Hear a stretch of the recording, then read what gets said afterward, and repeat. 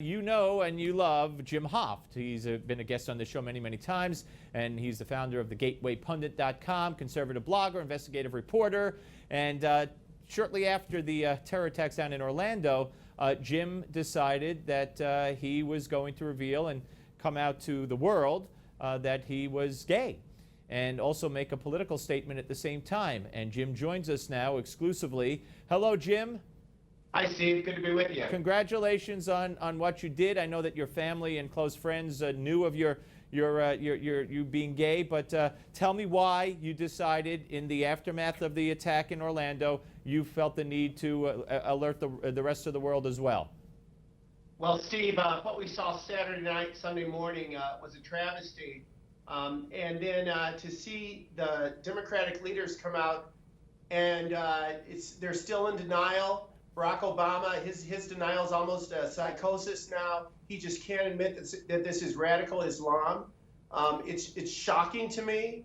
I believe his policies allow for collateral damage of innocent Americans, like the 50 gay men or 49 gay men who were slaughtered in that Pulse nightclub on Saturday night. He's unwilling to change. It infuriates me. And we need a leader who's going to address the issue, not talk about gun control, but talk about radical Islam. I believe the only person who is speaking that way and who has been is Donald Trump. And it's disgusting what the Democrat Party is doing right now. I'm shocked, and that's why I came out. I couldn't stay quiet any longer, Steve. These Democrats we're gonna see more dead bodies, more dead mothers, babies, and gays in nightclubs until they wake up. Yeah, well, very, very strong words, and I got to tell you, I couldn't agree more with the rhetoric of Hillary and Obama, making sure that we embrace Muslims and they don't call it what it is. And I want you to hear a gentleman named Chad Griffin, who a little while ago was on CNN. He's the president of the Human Rights Campaign.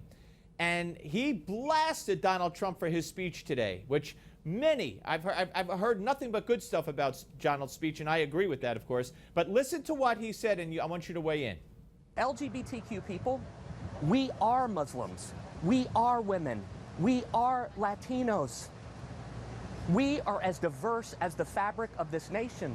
And if any attack on any one of us is an attack on all of us, and it's shameful and disgusting what Donald Trump did today and what he said today. All right, there again, blasting Trump for calling out the problem as it exists. What do you say to the president of the Human Rights Campaign? What an idiot. There's 50 gay men dead in a nightclub, bloody on the floor, and this idiot is defending Islam. He obviously has no clue of the situation. He shouldn't be speaking to reporters because he makes an absolute fool out of himself. Is he not aware that they're throwing gays off of roofs in Syria, in Iraq? Where this idiot should apologize immediately. That was one of the dumbest statements I've heard in years. Let me ask you, Jim, do you think your message will resonate in the gay community? I mean, I haven't seen any polls. Maybe you have. I don't know if there are any. We see Latino support, black support, women's support, men's support, but I haven't seen any for gay support among the two candidates. Where do you think it is, and do you think that as a result of the horror on Saturday and the aftermath where Trump and Hillary have laid out their positions, do you think we'll see any shift? Steve, historically, 25% of gays vote Republican. They're the silent part of the gay community you never hear about. They're always the ones who you can't speak out in public, just like a lot of conservatives today in any environment. But 25% of the gay community votes Republican. I think that's going to grow this year. Steve, I've always been pro-life. I saw friends of mine die in the 80s, get sick and die from AIDS. I believe this weekend really triggered some of that emotion in me. And I just don't want to see any more gays die, Steve. I just don't want to see it happen.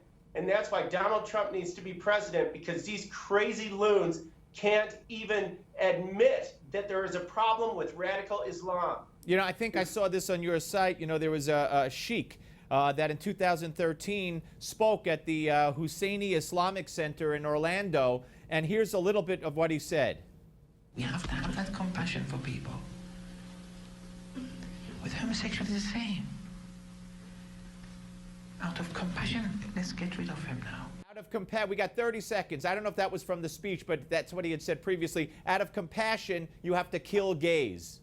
Yeah, I think out of compassion, he should be thrown off a rooftop. How's that for compassion? That's a good retort. Listen, Jim, I'm proud to know you. I appreciate what you did today. I think it took a lot of courage in many respects, and good for you. And thank you for sharing with us, sir. Thanks, Steve, my friend.